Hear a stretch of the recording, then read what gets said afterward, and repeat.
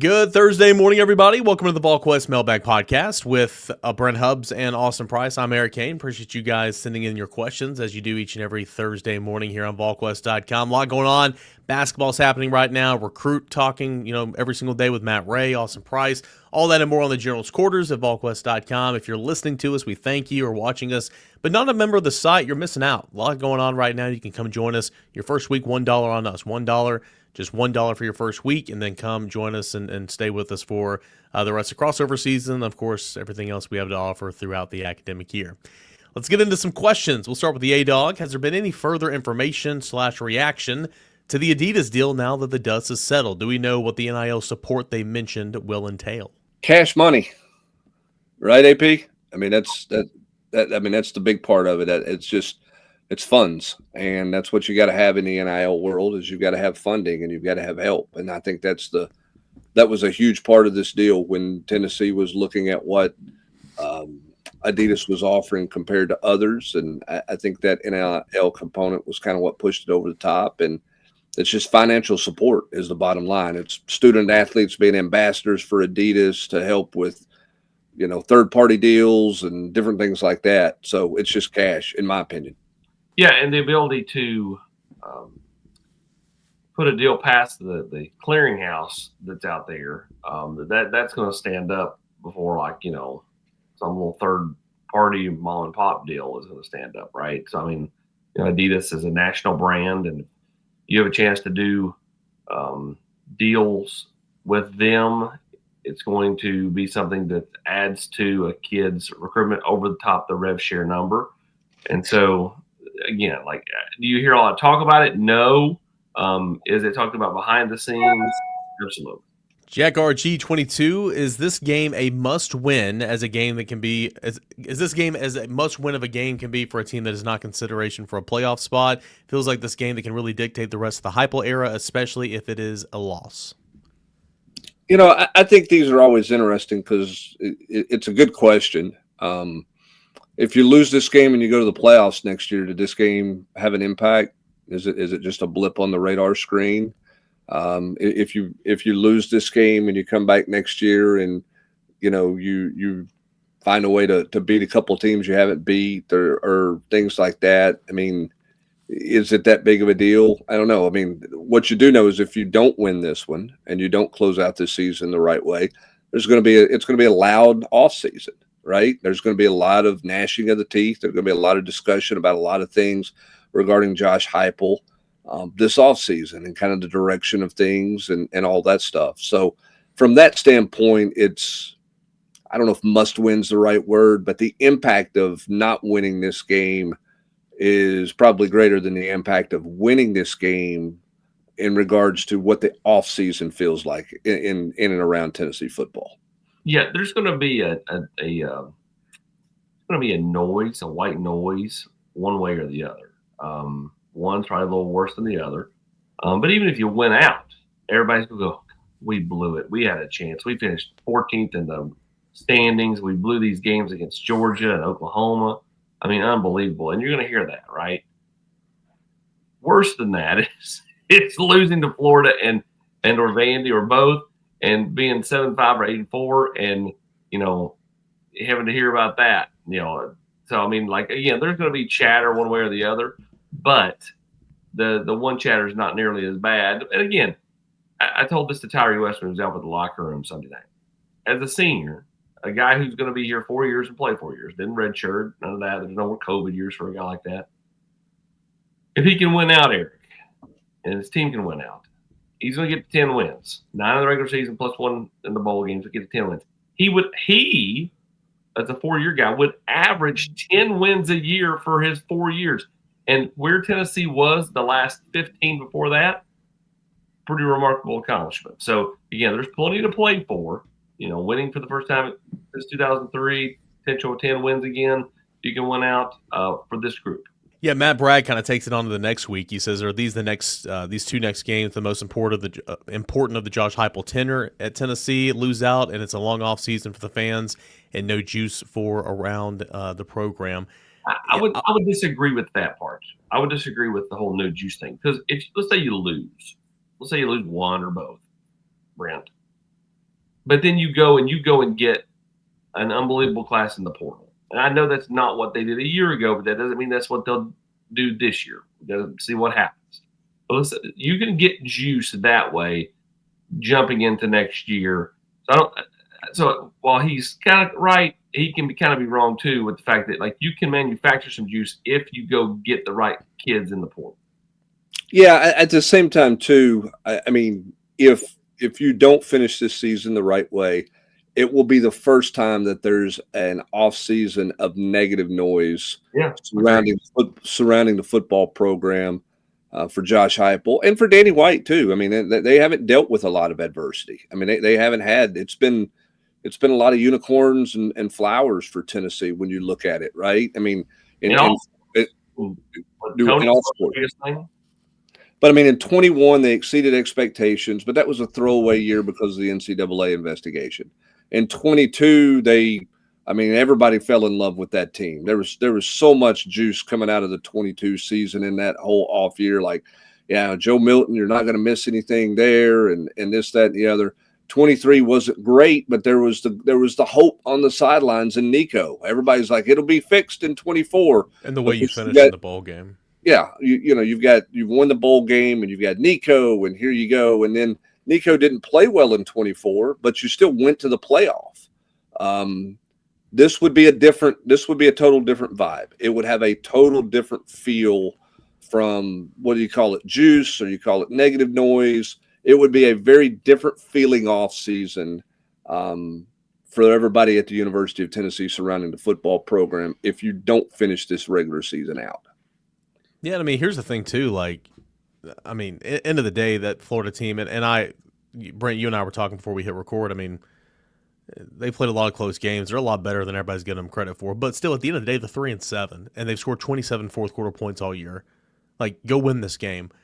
If you lose to Vanderbilt, say you win this game, lose to Vanderbilt or whatever, like, I think the perception from the fan base is, oh my gosh, you lost to Vanderbilt at home. Vanderbilt's awful. Vanderbilt sucks. This, that. I mean, but like, you got to realize, like, Vanderbilt's a pretty good team this year. I mean, Vanderbilt, what's 2 losses or they have 3 losses? I can't remember. They're just outside the playoff picture looking in. I mean, huh? They're 2. 2 losses. 2 losses, yeah. So I mean, they're a pretty good team this year. But I think it's still, if you lose that game, like it's still a loss to Vanderbilt. So it'll still kind of be loud in the offseason, kind of not taking into consideration that this is a really good Vanderbilt team. So I mean, listen, if you lose 3 regular season home games in league play, that's going to sting. Yep. That one's going to sting because you've been a really good home team. You've got to serve court at home or hold serve at home. The road's hard to win on, but you got to win your home games. And for some reason, you can't do all of that, and you lose 3, home league games. That one's. I mean, it's not gonna set well with people, and that's the correct expectations that this program should have. That's the expectations the staff has created. So we'll see what happens. First of all, they got to figure out a way to go down and do something they haven't done in a long time. And they've got to be the team that's really talented, that's not played well all year long. But it's a team that's been in they've either had the lead or been in a 1-score game in 8 of their 10 games entering the fourth quarter. I mean, they have, other than Kentucky, they haven't been really blown out by anybody. And they'll be ready to play Saturday night. Tennessee's going to have to strap it on and be ready to go. And understand that this thing's going to be a 60-minute deal. I don't think Florida's rolling over. I may be wrong. I mean, Tennessee might jump out 10-0 and they might pack it in. But, man, I would be surprised if that's where they go. Yeah, I think the only way they pack it in is if this thing becomes more than 14, right? And if you're doing that, then, I mean. But you're playing the best you've played all year. You're playing the best you've played all year. So, I mean, I agree. I mean, you're going to get their best, especially you're going to get their best in the first half, and it is up to you how you respond out of that. Does the staff need to recruit bigger defensive tackles? I know Garner will never likely recruit a guy like Elijah Simmons, but our defensive tackle seems small compared to defensive tackles on other SEC teams. Also, I think the defensive tackle play has been average this season. Would you guys agree with that? I think it's more the latter, Austin, than it is the size. I mean, I think Jackson Moy's big enough. I think Bryson Eason's big enough. I don't think that they're light and small in there. I think Nathan Robinson's a good-sized guy. I think Isaiah Campbell, Utley's going to continue to put on weight. He's a bit undersized, but Campbell's not. I think they have the frames. I don't think that group, particularly Moy and Bryson Eason, have played the way I anticipated that they would play this year. I thought they would be more playmakers than what they've been. I guess their two best inside playmakers have probably been Nathan Robinson and Dom Bailey. I know Moy was hurt. I know Eason's dealing with several different things. Knee's been bothering him for a month, and he's just kind of grinding through it. I thought those guys would make a bigger impact statistically than what they've made to this point in the season. Yeah, there's no doubt about that. I feel like they've not been bad. They've been solid, but you thought that would be a group. Now, again, Moy went down for a couple of weeks, and it shifted Bailey around early, as you said. But, they've just been kind of okay. They've not been bad, but they've not been what that group was a year ago. Yeah, kind of going back to the first part of this question, I think long gone are the days of recruiting guys like Terrence Cody. I just think the game's changed, and not to say you can't have a guy like him on your roster, but the majority of your guys are just not. You're not running a 4-3 and putting big mountains in the interior anymore. Well, I think it depends on what you want your defensive linemen to do. Do you want your defensive linemen to be occupiers and just sort of space heaters and occupy gaps to completely try to turn your linebackers loose and play that way? Or do you want your defensive tackles to be vertical up the field players? And I think, to your point, Eric, what you were saying is, in the space game we're playing in right now, it's hard to send your linebackers straight downhill every play. There's so much going on that linebackers have to deal with. That position has gotten harder to play with the creation of the RPO game and the spread offenses, that it's harder to do that. And I think Rodney Garner and Tim Banks certainly want playmaking defensive tackles, not space heaters. Yeah. Yep, just kind of depends on what you want in there. Let's go to Zjsvols. When it comes to quarterback for next year, what would you do, and how would you prioritize the roster spot, knowing how expensive a portal quarterback market will be and how inexperienced GMac and Faizon would be come 2026? I think a lot of it depends on what happens, right? And what you want. Where do you feel like George is at? Where do you feel like Faizon's at after having missed most of his senior year? Who's out there that's available? What if you go out there and you take somebody that's a fairly big name? How is that gonna rattle George? I'm not sure somebody like that rattles Faizon, because I don't think Faizon is necessarily expected to walk in the door and be the starter as a true freshman. But does it rattle George? How does that affect things? Who is it? How much do they command? Can you get them? A lot of questions to me about that quarterback spot. But again, and you're right. You got to take all those things into account. Yeah, but you still look there and you see George right now weighing $150, and it's okay, Tennessee's probably gonna have to go get somebody. But for people that think in that line of thinking, right? It's that's not unwarranted. It's, you see what Tennessee did with Joey Aguilar this year. You're seeing what's on your roster right now. You're seeing Faizon coming in, and you're just saying, man, there's just no experience. These guys aren't, built where they need to be yet. So anybody that's kind of in that line of thinking, I don't fault that at all, because I think it's, we'll see what happens in the offseason, but I think that, you look around the country and it's okay, well, that team did it, that team did it, that team did it. I think it's, to Austin's point, I think there's a lot of questions. I'm curious to see what that position group's going to look like this offseason. Well, Brent, I know Joey downplayed trying to go for an extra year, but the further we get down the road in this thing, does he elect to try to file a lawsuit to get those years back? What does Tennessee want to do there? There's a lot of different things that can happen over the next 6 weeks or so at that position, one way or the other. But they have to bring somebody, and you can't go into next year with two scholarship guys and the walk-on from Northview. Yeah, I think the interesting part about this is, because there's only one transfer portal window now, what you're projecting much more than you would have in the old system. And the old way, you could have gone through spring practice, you could have gone through winter workouts and had a better feel for where Faizon was and where George is, and then decide if you needed to go somewhere. Now you got to make that decision. having seen George for a year, okay, but you're also making the decision on where you think Faizon is based on what I'm assuming he'll be here for bowl practice, AP. But what was he going to get? 5 practices, Yeah. Before the portal window opens. So I don't think you can play that position, or you want to go into that season at that position with only two scholarship quarterbacks. So that's why I think you're going to look for a third. The question is, the third that you're seeking, what is that? What level of player is that? How much experience do they have? How realistic is it for them to be the guy? Is that what you're looking for? And you're going to go bigger money there, or are you going to go a guy at a lower level there and sort of see what you have? I mean, that's kind of what. I mean, isn't that kind of what Ole Miss did with Trinidad Chambliss? I mean, he's kind of took that guy and it turns out that he ends up, but that's not who they invested in to be their starter when they went through the transfer portal cycle. So I think the timing of the portal makes that really interesting, because you've got to make a pretty quick decision. And it's only the right decision if it works.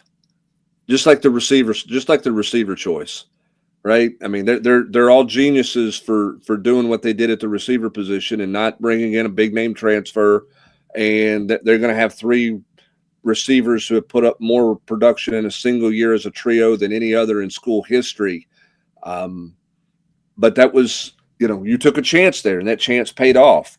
How much of a chance are you going to take at the quarterback position, heading into this offseason? I think that part of it is going to be, it's not the biggest.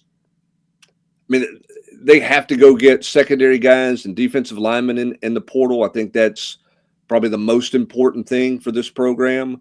But the most scrutinized, discussed thing is going to be, what is Tennessee going to do when in regards to the quarterback position when the portal window opens? Untitled Apparel, the exclusive apparel sponsor of Volquest. Football season, it's coming to an end. The weather is changing out there, and it still smells like football, but it's a little bit chilly, right? Untitled Apparel can get you ready to go for all weather conditions in vintage college apparel representing your Tennessee Volunteers. At Can't Miss Kickoff 2025 campaign, you get football boxes, coaching jackets, bomber jackets, and so much more. Never before seen items in those boxes for the University of Tennessee that are not available anywhere else. Curated so fans can have gear to wear all season long, suitable for all weather conditions. I've shown you guys a lot of the stuff I've gotten from Untitled Apparel. I use, obviously I'm in the press box, so I can't wear it, unfortunately, but when I go about town, I've got this, this heavy set, like gray, soft, feels so great hoodie, Tennessee football helmet on the back, a little interlocking UT up front. My wife has this black long sleeve back-to-back SEC champion 97-98 shirt. It's really, really cool. Again, vintage college designs. We love it. You will as well. Check it all out today at homefieldapparel.com. Homefieldapparel.com to get started. Again, that is homefieldapparel.com. And when you rep your team, don't stop at the jersey or anything like that. Dollar Shave Club's collegiate razor handles combine grooming with glory, letting students, grads, and fans show their school spirit in style. From the sink to the stadium, shave with school pride. Visit dollarshaveclub.com to grab your college handle today, and go Vols. Ross_Vol, what steps can this football staff take to reduce the self-inflicted wounds Hype's teams seem to always make, penalties, mental mistakes, etc.?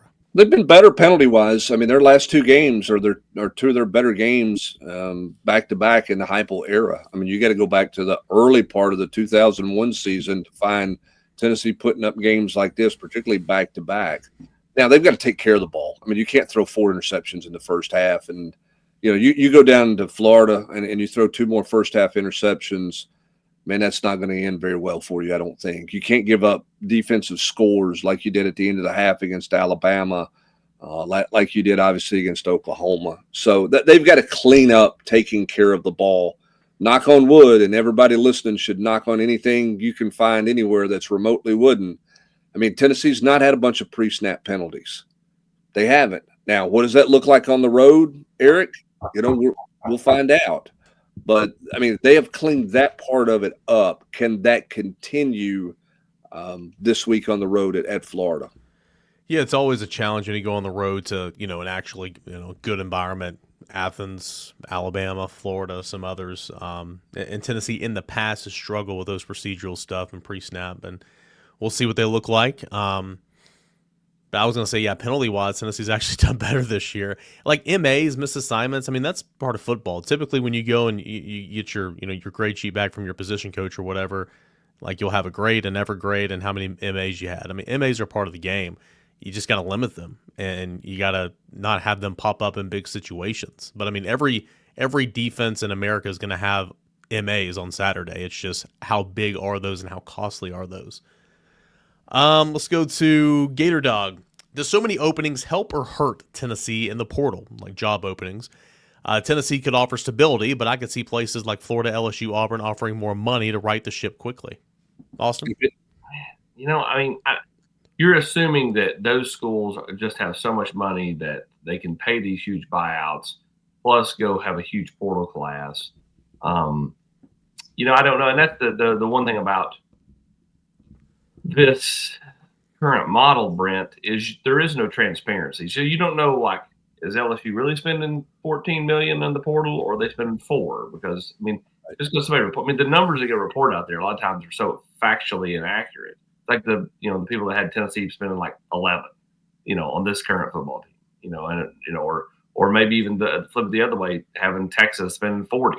Like people just throw stuff out there and people gravitate towards it because there is no transparency. Just like, with individual kids, oh, that kid got 800,000. I actually got 1.2 or just 200,000. Like, you don't know.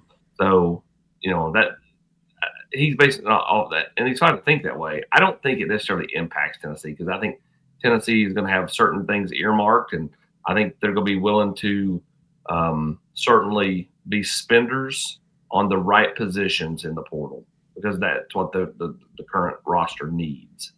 Well, you said this. This was your catchphrase a couple of years ago, and I think it remains true. Your value is what somebody will pay you. 100%, yeah. And so when you look at these job openings and these places being filled, how many players are leaving that program that they're at when the new coach comes in? How many spots do they need to fill? I think if you're making a coaching change, that first year you're probably spending more of your money on transfer portal kids, because it's going to be hard to hold a signing class, right? Yeah. I mean, let's look at the situation at Ole Miss. If Lane Kiffin were to leave, do we think that class is going to stick together? What are they going to do? Signing day is coming right around the corner. So I think some of your initial investment, if you're in a, quote, rebuild and you're a new coach coming in, I think that first year you probably spend a good bit of money in the portal, because that's the quick fix. Nobody's given you 4 years to build it, because that's not realistic in today's world. So do those teams, quote, spend more money because they've got to go get more bodies? Yes. Does that mean an individual gets a bunch more money at one school versus the other? Maybe, but probably not as much as it used to be in the past with the rev share model. But again, your value is your value. Somebody desperate enough to go get a quarterback, or desperate enough to go get a right tackle or a left tackle, maybe they overspend for that because they've got to have one of those. I think that's going to be sort of a fascinating component to this. Like, let's look at James Franklin at Virginia Tech. Don't we think that roster needs a lot of help based on what we've seen? Mm-hmm. Yeah. Okay. So how much money are they going to put into landing high school players in this class? Or do they kind of punt on the class and they put most of their rev share money and their NIL money into the transfer portal to jumpstart the rebuild process? Yes. Which, if that's the case, then there'll be some schools who could come pluck away a team that's got stability, because they're going to be desperate to get some players. I think that's a little bit of a shift because of the way that the window is hit for the portal and the way signing day has been bumped up to the degree that it has. Well, and the way the current model works, in the past, like in the early days of NIL, kids, maybe had agents, maybe didn't. For the most part, like, it was not as prevalent as it is now. So, like, a lot of the tampering happened with high school coaches, with the players. Now the tampering just happens with the agents, and you're never going to be able to prove any of that. So the agents are out there like, listen, if Bobby wanted to come, would y'all have interest? Oh yeah, we want Bobby. Okay, Bobby, so and so has interest in you, and then all of a sudden then all of a sudden you're able to go and pluck more kids away than maybe you thought. So there's a lot of the month of December for us will be very low key because of the way it's set up now. Month of January, we out the forefront will be wild, but behind the scenes, December should be pretty wild. Behind the scenes. Well, and that's why if you're a program with stability, you better be getting deals done now. Absolutely. And trying to eliminate some of those things and trying to now you know what's a deal where somebody could come in and do something, but you're trying to get some deals done on the front end before you get into the chaos behind the scenes that will take place in December with all the coaching changes that go on out there. Southerner 98, does going to a 16-team playoff further diminish the importance of the regular season games? It feels like 9-3 in SEC is almost a lock in that format. The current 12-team format feels just right with the difficulty it takes to get to 10-2 within the conference. Who all is pro 12 or pro 16-team playoff format? I'm a 16 team, and here's my rationale for being a 16-team playoff guy. It's because of the ridiculously easy path that Notre Dame has to make the playoffs every year, to take up a spot. It's the fact that a group of 5 school gets a spot, which I understand, but they're not realistic to go win the whole thing.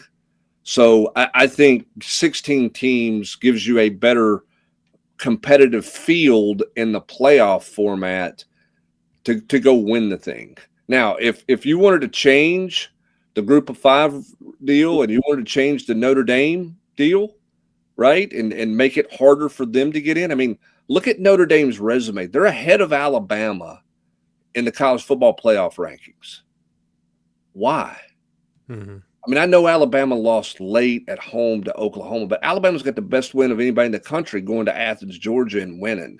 What is Notre Dame? What has Notre Dame done? And I'm not picking on Notre Dame. It's just they've always got their favor because they're Notre Dame. And if you're going to do that, let's take this thing to 16 teams, because it feels like in some ways it's a 10-team playoff format. If Notre Dame just doesn't crap the bed, so to speak. You use Alabama, and you're going to say, well, their losses are better than mine. But I mean, Miami's got 2 losses. They're ahead. Miami beat them head to head. I mean, like I get like the losses are a little better for Notre Dame, but if you have the same amount of losses and you beat a team, I mean, well, you got to remember we got 2 more of these TV deals, so I mean, you know, they'll flip flop them or something to some point. Well, but I mean, Notre Dame got in last year, and what they lost to Northern Illinois. Yeah. Mm-hmm. I mean, like because they're not playing the conference grind, because of what they're doing. No offense to Navy, no offense to Boston College and some of the teams that they play, but because they're not in the conference grind and you know, in the weekly deal, I'm a 16-team guy, but it's strictly and quite frankly, it's largely due to them, because I don't think it's a true 12-team field when it's set up the way it's set up with the group of 5 in Notre Dame. The fact that the Big Ten and the SEC and even the Big 12 and ACC allow Notre Dame to get away with that, to be able to do that, is pretty wild to me. Pretty wild.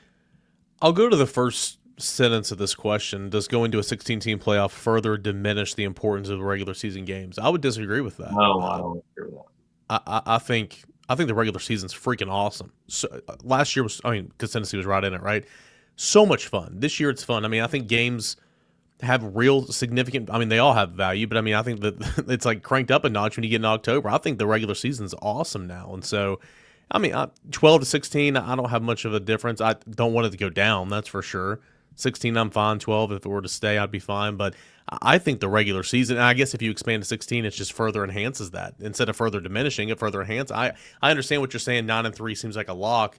10-2 is a really good year. That should get you in this league in the 12 team. But I think it makes the regular season even better. And I didn't think it would initially, but after last year, I was proven wrong. I thought last year was a blast. Well, that's why the SEC is such a big proponent of non-automatic qualifiers. Mm-hmm. Just go get the best, because if you do the automatic qualifiers and the Big Ten is going to get 4 every year, does it diminish the regular season in the Big Ten?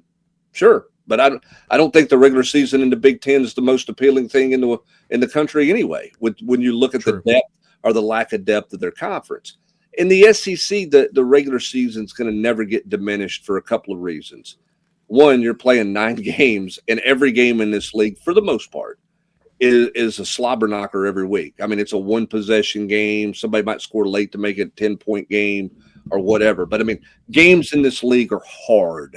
And if you're going to go to 9 regular season games, there's not going to be a bunch of 11-1 SEC teams.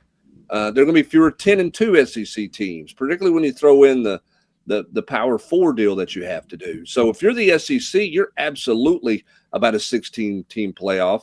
And with 9 regular season games and a 10th being a Power 4 opponent, there's nothing diminishing the regular season. I mean, you're playing a gauntlet in the regular season. Now, nobody else in the country is doing that, which is why if you're the SEC, you got to be beside yourself right now that strength of schedule doesn't appear to be getting you anything in the playoff rankings, as they said it would. Okay, that was window dressing a year ago. It doesn't appear that they've adapted to that at all. That's why I think 16 teams for this league is an absolute must. And it doesn't diminish the regular season. I think it's funny if you go look at the bottom 4 or 5 teams in the Big Ten standings. Purdue 0-8 in conference, Michigan State 0-7, Wisconsin, Penn State, Maryland. Penn State's an anomaly. Penn State should be better. Wisconsin, Maryland, Rutgers, all like 1-6. You can look at the SEC. Arkansas's 0-6, and Arkansas can play with anybody in this league. Anybody. South Carolina 1-7. I don't think South Carolina is very good, but they got some players, and they played with teams in this league. Auburn's got a really good defense, 1-6. Mississippi State, I think, can score with anybody in this league, 1-6. I mean, we talk about Florida. Tennessee's about to play Florida, and Florida's had all these close losses. I mean, it's non-comparable when you look at the 2 conferences, which is just crazy to me. I mean, South Carolina's the perfect example of that, Eric. I mean, they should have beat Alabama, and they should have beat Texas A&M, and both those teams are one's 3 and one's 10. Well, what's that? I forget what Alabama dropped to. Like whatever. The point is like those 2 teams could easily have an additional loss to a South Carolina team that, again, as you just said, is 1-7 or 1-6, whatever they were. Yep. I mean, it tells you a lot about the bottom part of the league versus the bottom part of the Big Ten. Here's an interesting question, another one from Southerner 98.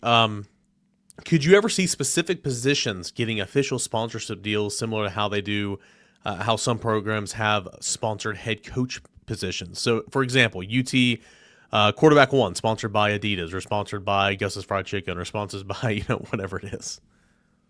No, I mean, I don't think that that's going to be like a formal thing like that. I think the next thing that comes that's blanket across the board is what are you going to do with sponsorship patches on uniforms? And I think that's the next kind of thing out there is what does that look like? I don't know that the Tennessee quarterbacks are going to be brought to you by Gus's world famous fried chicken. And I love Gus's. I mean, I love Gus's, but I don't know. And I don't know that head coaches are necessarily brought to you by anybody, right? Now the head coach does spots for the corporate sponsors for the university. So Josh Heupel's doing the First Horizon spot. They're doing the Food City spots, and they're doing. There are some like defensive coordinator or head coach positions that are like they're not corporate sponsorships, but they're like the Ray and Lucy Hunt, the head coach of Tennessee. Like, doesn't Georgia have that? I believe. Yeah, I mean, I think, and again, but that's different. That's different. You can do different things to whatever. Look, use it however you want to get some money in there. But I mean, when ESPN comes on and they show a shot of Mike Bobo in the booth, they don't say it's Mike Bobo brought to you by, presented by, the Smith family. Like, you know what I'm saying? Like, you can call it whatever you want to, but nobody's going to promote it and market it that way is my point. How Mark Packer's not jumped on this. Austin Price, Rivalry Thursdays, brought to you by Peter Millar. I have no clue. I mean, I just think the sponsorship patches are going to be really. But don't you think sponsorship patches are going to be the next thing? But that's going to be the most delicate one to watch and to manage because of the territorialness of uniforms with fan bases. Well, I mean, even like the NBA started that, right? And everybody at the time was worried to death about how that was going to look. And they're all kind of like blend in. Like like it's kind of like how Pilot is used at Inland Stadium. There's no red and black and yellow, right? It's just Pilot. It blends into the orange or whatever motif it's on.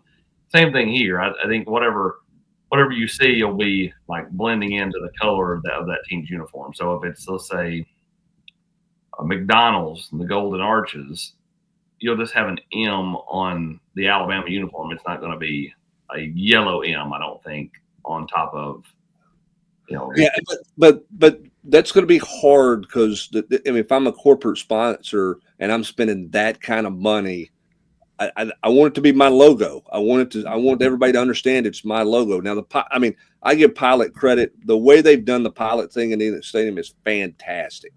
I mean, it really is. It's very unassuming. It's clear, but it's unassuming. Does every corporate entity out there want to do it that way? I don't know. I mean, I give Pilot in Tennessee credit for putting that together the way that it looks, because when you start talking about that stuff, everybody goes, but it's become a very good partnership where both get benefits out of it, and it doesn't create upheaval, so to speak, because they preserve the name Neyland Stadium. And the way that was all marketed and put together was really impressive. Well done. I think a lot of people around the country are trying to do the same thing. I'll say this. You talk about fans and territorial over jerseys and all that. I mean, again, like in 2023, the Braves started a jersey sponsorship deal with Quick Creek, and like it was on the little patch on the sleeve there, and nothing against the company. It's just ugly. It's so ugly. So like I hated it, So it's like, you're right. I mean, if that happens, and the orange top has got some type of, I don't know. It's a very delicate thing for sure. But again, the era you're in, it's inevitable. You can get some money. Yeah, it's inevitable, but it is a delicate walk. Nashville 615's got a couple. First one, do you think the SEC is staying at 85 scholarships? Because with NIL, everyone is basically on scholarships, so limiting to 105 makes no sense for a conference where money isn't a problem. I don't know why there's a couple of schools in this league that have run this stay at 85 deal up the pole. It to me, it doesn't make any sense. I mean, I guess that there's some schools that their plan is to take some cost of attendance maybe away from the scholarship guys to try to give it to, quote, the walk-ons and help them and kind of move some money that way or whatever. To me, it makes no sense. I mean, if you're on scholarship and you get NIL and you get rev share, throw cost of attendance on it, because that gives you more money to give to that particular player. I just don't think, when you look at the competitive balance of what you're trying to do, I don't think you should ever put yourself at a disadvantage to another conference. And I think you being at 85 and another conference being at 105 puts you at a disadvantage. I'm sure there's an argument. Nobody's presented to me a very good argument for why it makes sense to stay at 85 when everybody else is going to 105. I'm sure I'm missing something, Austin, but it just doesn't make any sense to me. Yeah, it doesn't make any sense to me either. And you're right. I think that you're going to be at a disadvantage, and that's going to, be something that will get revisited probably a year from now, and it will probably change. But, it's very strange, the lack of desire to want to go to that point for whatever reason. Do you think Josh Heupel should try to add more disciplinarians on his coaching staff? That just doesn't seem like his personality. I mean, I think you got to have a bad cop. I mean, if you're not going to be the bad cop, is that something that Tennessee's missing? I mean, I can't sit here and say that's the greatest fault of this program or whatever. But I mean, I think you always have to have, I heard this at a Rivals conference that Shannon Terry put together years ago when he was at Rivals. And you got to have your circle of people. And in your circle, you got to have people that are just like you. You got to have some people who, if you're a type A personality and you're emotional about everything, or you're a detail guy, then you need to have somebody opposite of that in your circle to help you create some balance. If you're a guy who is not the most attention to detail guy, then you need to have somebody in your circle who is an attention to detail person that doesn't miss a beat on those types of things. And so I think it's important to have that kind of balance in your program. I think there's a reason why Tennessee was at their best when it was Philip Fulmer and David Cutcliffe. And that's no offense to Randy Sanders, but you talk to anybody that played in that time, there was a different level of, whether it's disciplinarian or attention to detail, that Cutcliffe had that balanced out with Fulmer more so than Randy Sanders and Philip Fulmer in that regard. Austin, where is Tennessee with the 2027 quarterback pecking order? Who are the top targets? Is it we're going to wait and see until the portal quarterback situation sorts itself out in December? Where's Tennessee at in 2027? Yeah, I mean, I think they're waiting to see kind of where things go. I know the thought process there has been to not go as big with 27's quarterback like you did in 25 with George or 26 with Faizon. And then let's face it, I mean, with Joey's success, I mean, does that make them pivot on how much to spend on a high school kid going forward? I mean, maybe it does, but right now it doesn't feel like they've locked in on anybody in particular. They've went and saw the kid down in Louisiana. They've not offered the kid, from Antioch yet. And, we'll kind of see where they go. I know at one point, they just had not had any kind of firm direction on kind of where they wanted to go at that spot in 2027. And I don't think that's changed. Which fired Tennessee coach would have saved his tenure in an era of portal and the NIL? Heupel's definitely a much better coach, but he's also benefited from the current system. Well, I mean, Jeremy Pruitt was using this system before it was legal. I was going to say the first one's like Jeremy Pruitt would have saved his job at least for a little bit, right? I mean, what Jeremy Pruitt got in trouble for is legal now, Austin. I mean, that's not trying to be snippet or funny, but it's the truth. I'm not saying much smaller scale. I'm not saying it would have saved his job, because I don't know if he could have coached, and won games and done what he needed to, because he was wasn't ready to be a head coach. I don't know. I mean, maybe Dooley. Other than Dooley's first year in recruiting, they weren't the greatest recruiting staff. But he didn't lose his job because of necessarily talent. He lost his job because of what he replaced his staff with when he had openings. So I don't know that there's an absolute, this guy was a great coach and was a terrible recruiter, and that would have been the difference if they'd had the NIL era. I mean, Philip Fulmer was a great recruiter. He would have benefited in the NIL area, but it would have leveled the playing field with some other people around the country with him, because it would have taken away one of his strengths, which was recruiting. Yeah, I mean, so many of those decisions to move on from coaches were predicated not off even talent more so than it was the coordinators, right? I mean, Dave Clawson in 2008, Sal Sinceri in 2012, Larry Scott in 2017, which is to Brent's point, it was more, wasn't about talent, so to speak, as it was, needing to redo on who you hired. Sam Leavitt, want or no for 2026? Staying at Arizona State, right? Well, there's a report out there. Yeah, but didn't they debunk that and come back and say he's staying? Well, according to the article I read with the screenshot in there, I mean, the player's brother, which is his agent as well, essentially there's a screenshot that says, no, we're still trying to decipher through things. So he didn't clearly say that's what he's doing, but he didn't say that's not what we're doing. So who knows what they're going to do. It certainly looked like he could be a guy that's at least entertaining the portal. Well, I mean, if he goes in the portal, he's going to command a lot of money, although he's coming off of surgery. But, I mean, he would be a very high-priced, big-name guy. I'm fascinated to see what Dillingham does there, because that guy's at the podium every Saturday. Like, he's on an evangelistic network trying to raise some money. I mean, he is talking about give. Basically tithe every week to my program because we need money to hold this roster together. He's been doing this for well over a year now. You wonder if there's some growing frustration that he doesn't feel like he has the resources he needs to sustain what they put together a year ago. He said all the right things, Hubs, about like not going anywhere and all that stuff. I just think that's dumb. Like, you just better not say anything. I mean, like what Lane did was, I don't know. I wouldn't send my ex-wife on a trip down to the schools that are trying to recruit me. I don't think that's necessarily the play, but him saying like, I don't want to talk about that right now or whatever, like, I think that's the right way to play. Because otherwise you just look like Saban with the Dolphins, or whatever. When you continue to say no, nobody believes that Kenny Dillingham is going, yep, I'm at Arizona State and I'm good. Not when in the next sentence you're talking about, you better give me some money so we can put a roster together to be competitive. Correct. Notwithstanding to the usual social media banter, but have you guys actually heard anything reliable about Coach Heupel looking for different opportunities? Looking? No, I don't know that Josh Heupel's actively seeking anything. If his agent gets a phone call, does he answer the phone call? Sure. Why would you not? That's the world we live in. Everybody should answer the phone call if you're in the coaching world. But I don't think Josh Heupel has called his agent and said, "Find me a job."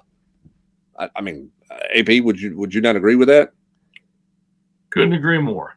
Okay. I don't believe that Josh Heupel's out there actively, trying to find something. But yeah, I mean, some schools may call them and at least just gauge interest to see if he is interested. Smoky Mountain Fishin. After a few games under the belt, is your outlook on the season more positive, or do you have more concerns for both men and women's basketball teams? Follow up your impressions of the freshmen, and will they be able to earn more playing time in the rotation when we start conference play? Brent said it best 2 weeks ago. If you're playing your best basketball in November, December, then that's a bad thing. And with all the change that both the Lady Vols and the men's team endured this past off season as far as roster movement, you would hope that they're not playing their best basketball and they're trying to kind of figure things out with what's going to make them good. So I don't think it gives me any kind of pause, to this point. Yeah, talk to me in 2 weeks. Let me see what this team does in Vegas against some quality competition on the men's side. Let's look and see where the women's team is after a West Coast trip that features a really good UCLA team that's a top 10 team and a Stanford team that's a good team as well.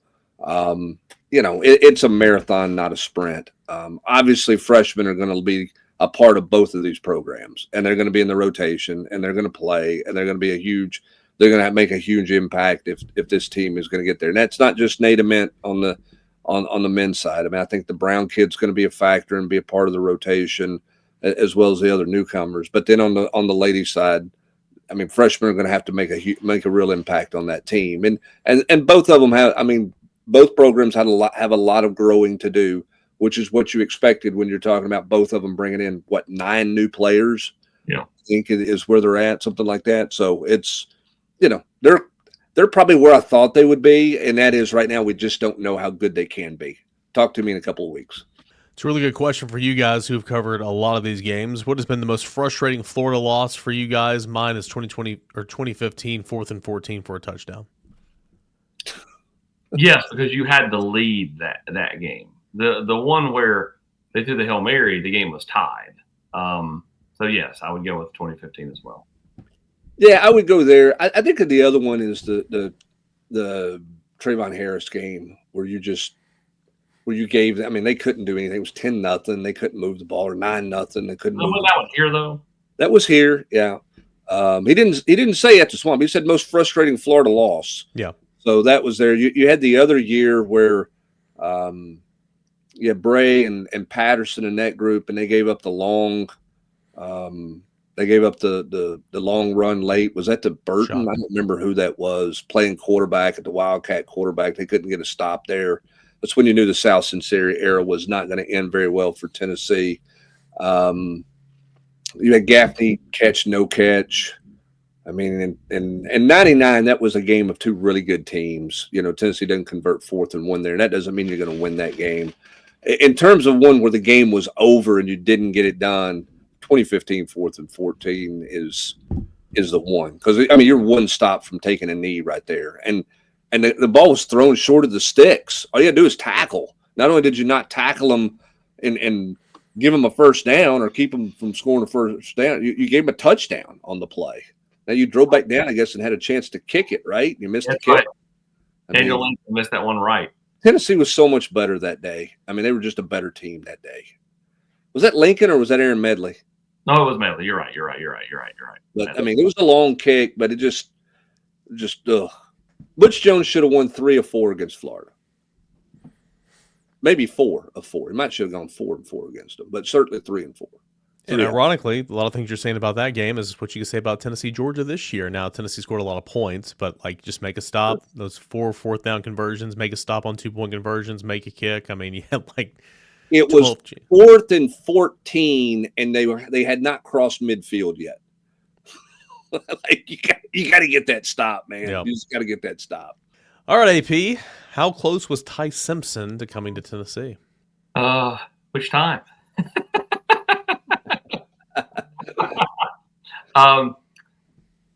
It got really close when he was in high school, closer than people realized in the month of December. That year after he had picked Alabama in March, or after Heupel took the job. Ty. The easiest thing to say is Ty's always had. I know he picked Alabama. Ty's always had an affinity for Tennessee, and I don't think you're going to convince many Tennessee fans. Well, I just saying. It doesn't matter what the people listening think. I know what I know, and that's one. Sometimes, I don't. Sometimes it's speculation on my part. Other times, I would stand on the table, and in that instance, again, he's always had an affinity for Tennessee. But he did pick Alabama. He stayed at Alabama, and he's had a really nice year for Alabama when they've been able to protect. Is Stephen Pearl the only former Vol who has been a head coach for a major college basketball program? I believe that's correct. Percentages for the following guys that'll be back in Orange next year, AP. Wendell Moy. 95%. Lance Hurd. 51%. No, let's go 50. 50-50. I think it's not as locked as him turning pro as it maybe most people thought it was. Arion Carter. I think most people thought he was gone. I would go back to 50-50. Ethan Davis. 100%. Assuming Matthews and Staley are on the team next year, what group is most likely to lock down the third starting wide receiver spot? Portal pickup, freshman phenom like, Tristan Keys or Celeste Moa, or a standout sophomore, such as Radarius Jackson, Travis Smith? I'll go standout sophomore, but I do think that, you could make a case for phenomenal freshmen. I do not think they'll go heavy to the portal at receiver. I think they have much more pressing needs on this roster than wide receiver. Brent Hubbs, in your opinion, will we see Jermod McCoy take the field for Tennessee this year? 2 weeks ago, I would have said yes. I thought that there was a real chance. At this point, I have my doubts and have my concerns. I mean, I think he's getting into a situation where is there a real benefit to him coming back for one game or even 2 games at this point if the knee's not 100%? I do think he's tried to get back. I think that everything that we've said about that for the last month has been accurate. I think he was wanted to play. But I just don't know if he feels comfortable enough that he is willing to go out there and be able to play at this point, despite his best efforts. Yeah, if he wasn't trying, he wouldn't have been wasting reps out there with the 2s a week ago, right? I mean, this is a kid that could easily just do his individual stuff over on the side if he's just mailing it in and wanted to get work in. He has tried, but to this point, I still think the knees give him just enough cause for concern. That's why he's not done it. And I would be pretty surprised if he played this weekend. Jim Dog's revenge, over under 1.5 of these for 2026. New offensive play caller, new DC, new D-line coach, portal starting quarterback. I think it's just a wild guess if you give anything on that deal right now. And I'm not, again, I don't think Jim Dog's question is a bad question. I don't know where they are. I mean, they're going to have to go get a portal quarterback, but does that mean they're going to get a starting quarterback? I mean, I would say not a guaranteed starting quarterback. New D-line coach. I mean, I don't know who Auburn's hiring. New defensive coordinator. What opportunities is Tim Banks going to get out there? New offensive play caller. I think the same thing. What opportunities are going to be out there for those people? I don't know how you put an over or under on that right now. Because I mean, right now Tim Banks is coming back because I don't know of any other opportunities he's got. But in 2 weeks, he might have 2 opportunities. I don't think anybody knows because we're just starting to get into that cycle of guys making moves and moving around. Again, I don't think it's a bad question, and I'm not knocking your question. I just don't know how you can accurately give any kind of answer to that question, even speculating it with any kind of accuracy. There's a couple more I wanted to get to, but we're 55 minutes in, so I'm only going to ask one more question because I think it's interesting. You have a current SEC head coach openly flying his family representation city to city to improve his leverage on his current future school midseason.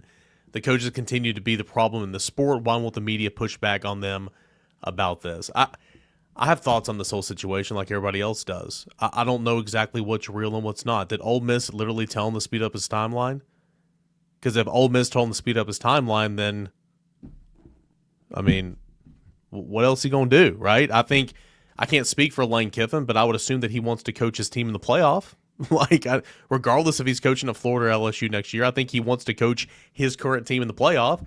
Is Ole Miss really putting the axe on that? I don't know. I don't know. So I think it's interesting. I think it's wild. I think from an outside looking in, it's funny. I think it's brutal if you're an Ole Miss fan, because what a year, and you can't even enjoy it. What are you guys' thoughts on all this? Well, I don't think it's a leverage game. I don't think he's doing it for leverage. Lane's got all the leverage, whether anybody goes to Baton Rouge or Gainesville or whatever. He's got a contract extension on the table for Ole Miss. That's as much money as they can give him at this point. And he's going to have opportunities in Baton Rouge and opportunities in Gainesville, Florida, if he wants to take them. The point of this, he's got to make a decision. Now, what I wonder, Austin, and my biggest question in all this is it even realistic to say you can be the head coach somewhere else and coach a team in the playoffs? Is that even a realistic thing? I mean, we've seen coordinators not be able to do it. Can you just say, hey, I'm going to send an assistant down there and they're going to run the program? Now, that's what Coach Majors did when he went to Pitt, leaving Iowa State. He stayed and finished out the year, and he sent Jackie Sherrill to Pittsburgh to get that thing started and up and running. But in this day and age, can you really do that? And I think that's the hard part of this. It's easy to hire a fired coach. Okay. It's easy to hire a coach who's not in the playoffs. It's just like hiring an NFL coach to come down to the college ranks. It's really hard to do from a timing standpoint. Now, if Lane Kiffin leaves, I think he's got to go. I don't think you can stay and coach in the playoffs. I just don't think it works. I think it's impossible to do that. And I think if somebody says you can do it, I think they're lying. There's no way that you could go into Egg Bowl weekend, Kiffin say, I'm going to be the Florida's coach, but I'm going to stay and coach this game. I'm going to coach this team throughout the playoff. It's impossible. You can't do that. Can't do that. I would also tell you, if you're staying, then put it to bed. Like, you're only hurting your team's chances by causing angst and consternation amongst your current players. If you don't think you're going, and maybe he just doesn't know, maybe he is so torn. I think he honestly is in this case. And that's just in talking to some people. I do think he is torn here. I don't think this is the classic Kiffin games. Now, I would not have gone on the Pat McAfee show and debunked the. I would have just go coach your football team, because it doesn't look like you're torn if you're out there kind of stirring the pot in interview settings. Stay off Twitter. I just don't get the whole sending Layla to. What is that going to accomplish? Yeah, I like that 6-bedroom house over there in east of campus. You know, well, they sent Knox down there and they met with high schools. So I mean, you know, that was the deal in my opinion. Like that's the reason they did it. But do we honestly think that Knox is going to come back and go, hey, I didn't see a school in the Baton Rouge area that I'm willing to play for, Dad, so we need to stay in Oxford? I was on board with this high school, but their offensive coordinator just didn't seem like he had it. Yeah, so. Listen. If Knox Kiffin is a good enough quarterback, it doesn't matter what high school he's going to play at. He's going to be fine. If Knox Kiffin's making this decision, that tells you that Lane Kiffin is more torn than we ever thought. If he's looking for somebody to make the decision for him, and he's going to turn to his 16-year-old son and say, hey, kid, decide where we're going to live for the next 5 years. I know you're not going to be there for most of those 5, but decide where I'm supposed to live the next part of my life. I'm just saying, like, in my opinion, from everything I've read, it's not just let's go find a house trip down there. He can find a school, and once you make that decision, you can go find a school. Literally, that's not a great look that you're using him to be the determining factor, whether you like Baton Rouge better than Gainesville or Oxford better than both.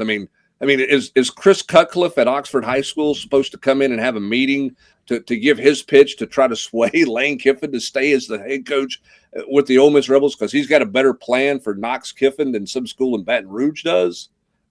Come on, man. I love my kids, but that ain't real world right there, man. I'm sorry. I don't even let my kids pick where we go eat. I just think it's wild. I'm living in. It's not Lane Kiffin's fault that everybody wants him. But it's all like what you said a moment ago. It's Lane Kiffin's fault that he can't stay off the freaking Twitter. How old did I sound there? I'm not old. I'm on Twitter every day. The freaking Twitter. It's his fault that he can't stay off of the Pat McAfee show. Like, just stop. But again, that's his personality, and what is Twitter? It's what he's gonna do. X, Twitter, whatever the heck it is. All right. There's a lot of good questions this week. Sorry we didn't get to them all, but thank you guys for sending those in. Continue to be with us here. Big week, Tennessee going down the swamp. It'll be Billy Gonzalez down there. Who will be the head coach the next time Tennessee's in the swamp? Who knows? We will see, but we'll continue to preview that matchup each and every single day, every angle. You got it right here at Volquest.com, talking recruiting, Tennessee hoops, all that and more right here at Volquest.com. $1 for your first 7 days. Come hang out with us. For Brent, Austin, I am Eric. Thanks for joining us here on the Mailbag Podcast.